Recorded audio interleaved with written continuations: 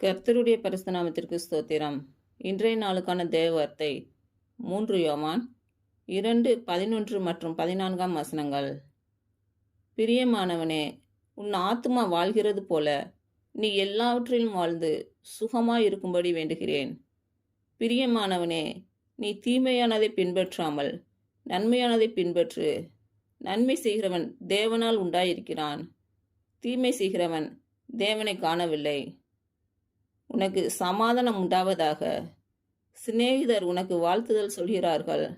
சிநேகிதரே, பேர் பேராக வாழ்த்துவாயாக.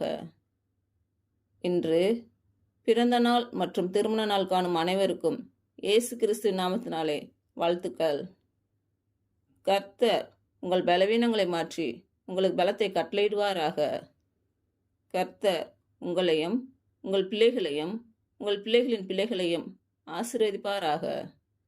கர்த்தர் உங்களோடு இருந்து உங்கள் பணிகளையும் பயணங்களையும் ஆசீர்வதிப்பாராக. ஆமீன்.